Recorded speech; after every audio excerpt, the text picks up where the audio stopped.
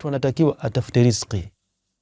Si kwamba labda imekatazwa katika dini yetu kutafuta riziki. Mtu anatakiwa atafute riziki, kwa sababu Allah subhanahu wa ta'ala kajalia kwamba ile riziki wenyewe huwezi kuipata isipokuwa utafute asbabu. Anayetoa riziki ni Mwenyezi Mungu, lakini Allah kaeka asbabu.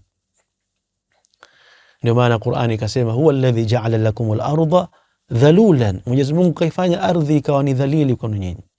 Famshu fi manakibiha, tembeeni katika maeneo yake hiyo ardhi.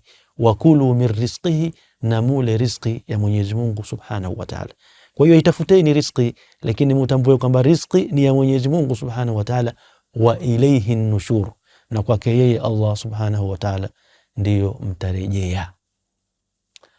Tutafute riziki, lakini bila ya kughafilika kutokana na lile lengo kubwa ambalo Allah subhanahu wa ta'ala katuumbia nalo katika hii dunia.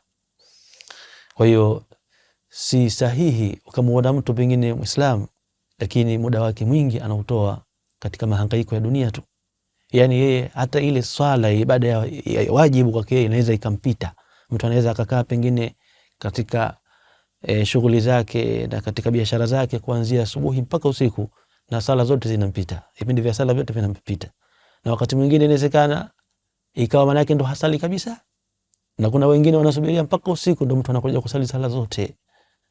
Au kuna wengine mtu anatumia muda wake, umri wake mwingi sana kwa ajili ya kukusanya mali, na iwezekana ile mali anayoipata ambayo kapewa na Allah basi haitoi kabisa katika kujikurubisha kwa Mwenyezi Mungu, bali huitumia katika mambo ambayo yalikuwa hayana faida yoyote.